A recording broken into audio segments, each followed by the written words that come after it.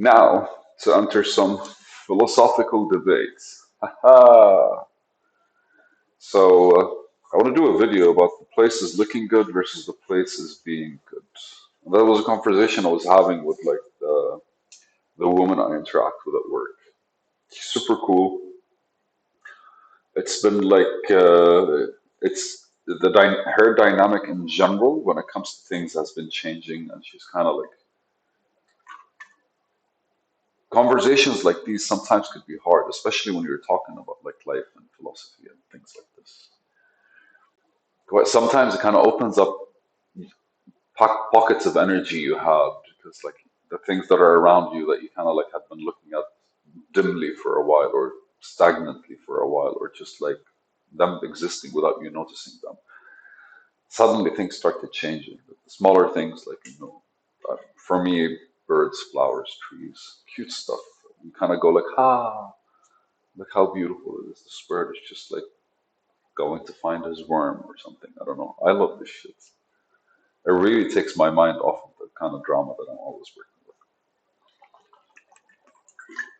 But again, there's a lot happening with me. Like I'm trying to write better. I'm trying to play music. I'm trying to like study business and all aspects of business. I'm trying to set up like a certain solid knowledge so that when I build my platform, I'll be able to like apply all these to it.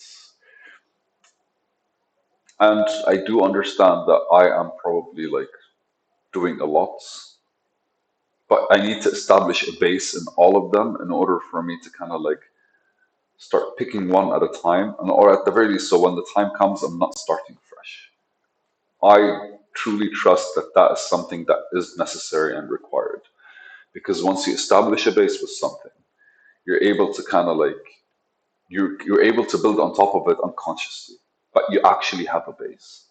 And a simple thing is, for example, like anytime I'm visiting a website or I'm watching a game or watching a series, everything that's happening right now, I'm imagining, I'm thinking about did they code this?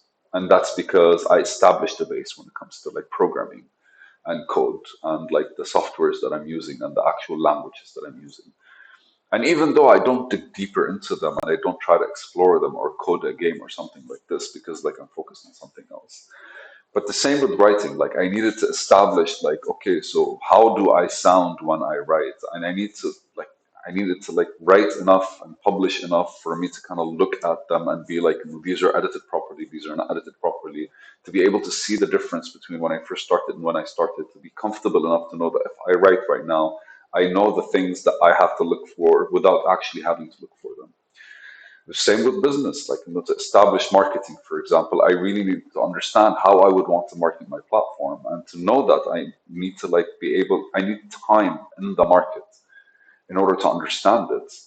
And that's an experience I can't afford. So at the very least, if I establish a base, then anytime I look at any kind of marketing proposal or anytime I actually get like an idea, an advertisement on Instagram, I start looking at how they did it, where they did it, where they could have done it wrong. I would go and I would check how many likes did they get, why did they get the likes, how many followers they had, and actually start seeing those hidden patterns that you kind of have to learn when you're learning marketing and advertising, content creating, copywriting.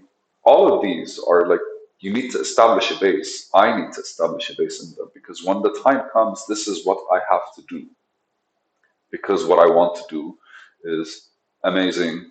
I fucking love it. I really think it's beyond what I no, it's not beyond anything. But it was very hard for me. It took me a year for me to be able to explain exactly what I wanted to do and how I had to approach it. It took me a year to be able to like understand my own thought process towards it. So it is beautiful. It's a lot, but we have to start somewhere. And in order for me to establish where to start, it took me a year. And then in order for me to establish the not the starting point, to start in a proper way, I needed to establish all these things before that. It is very much doable and it's very much simple. But in my head, now I have to elaborate on it and to explain it to people and explain it to them. to the world in order for them to want to use the platform and engage. I'm not saying it's the best idea. I'm saying it's a relevant one, a necessary one. And the way I'm trying to approach it is a way that I think would make sense. And everything that I'm studying or have studied is a basic requirement for me to understand where and how to start with the market and what would be the goals that I should actually be like pointing in front of me in order for it to be the success that I want it to be. So yeah, what I'm planning on doing is actually creating an economic resource through my platform. I don't think people look at their companies as economic resources, but I do. And so the place looking good versus the place being good. And that's something really important. And I don't think a lot of people understand the difference. Because when something's all bright and shiny, it doesn't necessarily, most of the time, you're only noticing the bright and shiny parts. But having something actually being good to you, that contributes to your evolution, contributes to your spirit, to your soul, to your heart, to your feelings, to your mind, to your peace, doesn't necessarily mean it has to look good. But we have five senses that actually interact with, five to interact with the world. And the problem is, I think, most of the time, the one that we're used to the most, or the two that we're used to the most, are the ears and the eyes. And those are the natural ones that happen. Like a baby, when they're born, is afraid of only two things. One is being dropped, because if you take a baby and you kind of like try to, like, you give it that movement, the first thing they do is this to protect themselves. So it's instinctively built in them to do that. And they're not even scared of putting their hands in dogs or any of that shit. And you can tell, like, when you look at babies, they don't have fear, they don't know what's going to happen. But the second thing they're scared of is loud noises. So the first thing that we enter this world with, other than the touch and all that good stuff, is hearing. And as we evolved, I think we place a lot of weight on these two senses. So if you're looking at something and it looks good, it doesn't necessarily mean it is good. And again, I am reflecting specifically on the settings that we choose around us, because most of the time, the environment that we have around us is designed towards leading us into something. If you go to the living room and you sit in the living room and you see a TV in front of you, the couch is facing the TV. The living room is designed as an environment for you to watch TV. If you go to the kitchen, it's designed for you to cook or to want to cook, or at the very least want to eat.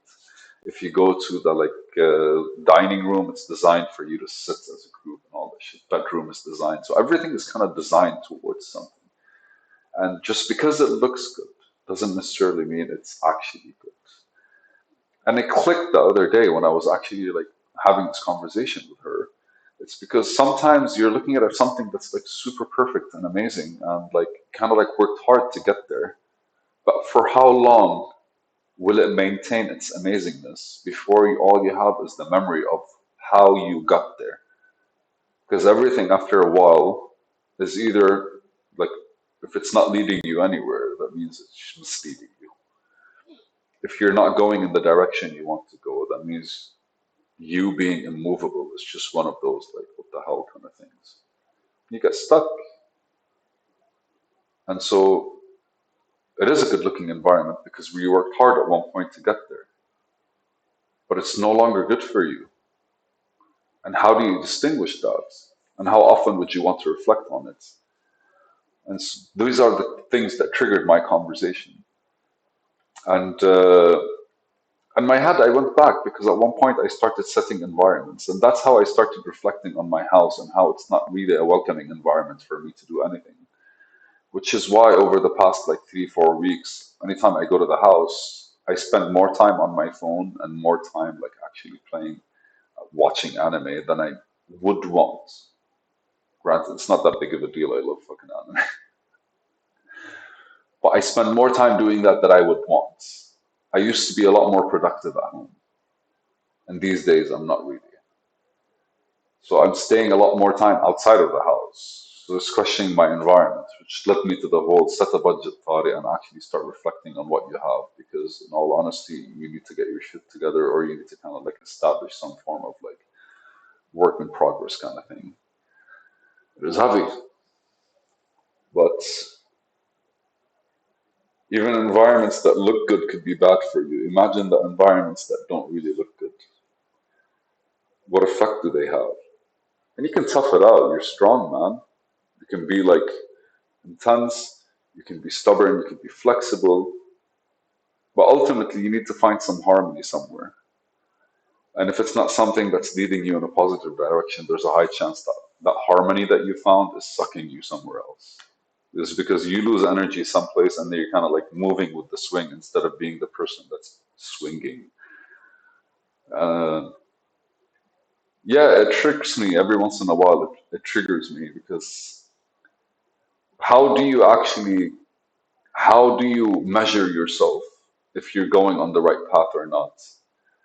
How do you adjust? How do you try to understand? How do you tweak your surroundings in order for you to notice these kinds of things? Although beautiful stuff are happening all the time, but you're making them happening with like a certain drive.